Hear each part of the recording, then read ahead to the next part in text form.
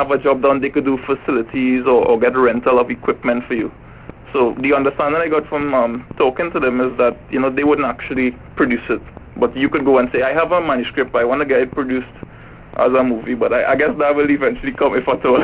Television has this negative side, and one negative is that it makes you very lazy.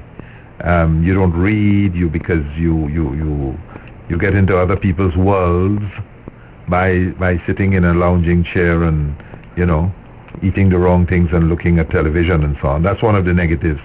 You never grew up with a television? No, I didn't grow up with a television. So you never had a television in your house? No. And did that give you more time to take a deeper look into society and the way people behave in society? Because as a writer, you've got to in putting your plot together, you decide on the characters that you're going to use. A prime minister, a journalist, a minister of national security, perhaps a drug pusher, whoever, whatever, a drunk man, and that kind of thing. Mm-hmm. And then you have now to get into those characters, and whatever comes out of those characters in your writing is what you see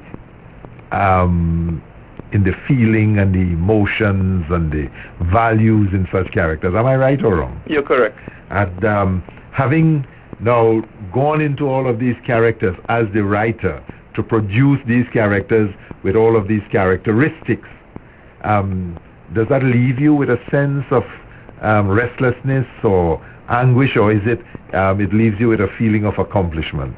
It leaves me with a very good mixture of all of them. One of the challenges I had at first was because I was taking it from the prime minister and trying to go down to the grassroots, so to say. It was difficult to switch the thought, because you're trying to probably write something at a higher level with more pressing issues that the men are faced, and then suddenly you go to the guy who's probably living in Toko, or you go to the guy who's living in Ikakas, and trying to even change the way people speak, all right, because we were in one caller talking about the grammar and so forth being used. So that was something that produced a challenge for me also, because I tried to write the book using what we call standard or proper English.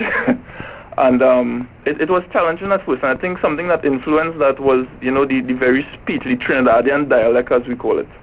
All right, so that was difficult to do. And this book that you are writing as well, which is going to go on sale. When is it going to go on sale? It'll be on sale tomorrow at Sharon's Bookstore in Trinity Mall, and I'll be there also. At Trinity Mall? At Trinity Mall, yes. And later on, depending on how it develops, then you're going to be having it elsewhere. Yeah, because I'm managing the entire process in terms of the marketing and the publishing of it. So I'm trying to keep it small at first, and then venture out. What I find very fascinating about you, Lyndon, is that you're 25 years old, you have produced a novel, your first novel. Secondly, you are not a social sciences student. No, I'm not. The writers are people who do a degree in English language and who will study history and along those lines, and they become novelists. You are a science student, aren't you? Yes, I am. You're into the world of computers. Yeah, I and do. You're a teacher, actually. Yes, I teach. I primarily I do web development, and that is where my academic part took me down. And the interesting thing is, when I told people I was working on this novel, the first thing was, "Oh, you're writing a textbook on computer programming." So that was the initial response from everyone. And I'm glad you brought that up. I don't want to be limited based on the academic path that I have chosen, and that's something that I think people need to explore. I think we can have a less violent or aggressive society if people could see their work as a hobby. And how can you see your work as a hobby? The only way you could see your work as a hobby is if you enjoy what you do. All right. So yes, there's free education, but don't study a particular job because it's going to earn you more money. Study something that you enjoy, and that's the big problem, and we'll talk about that in a little while. But having as a science student, you are now into producing a novel. Does this novel have drama in it?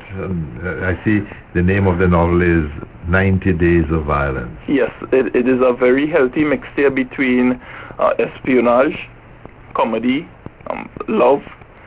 What I have done is also used my background in software engineering to explore the possibility of a system called iCitizen. And the idea behind it is no longer are we going to, be recording police reports or hospital records manually.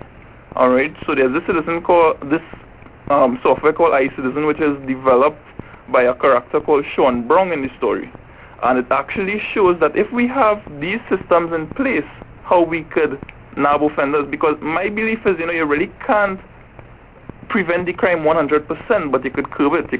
You could have systems in place to aid it. All right, with the procedure. So I used my background there to try to bring that into the story. And you have used your background in computers to make it as part of the story as well. Yes. So that is an added mixture. Yes. And add to the mixture that you have put together. Yes. In the production of this book, 90 Days of Violence. I want to come back. I'm sure listeners would like to know that a little more about this. You growing up without a television set in your house.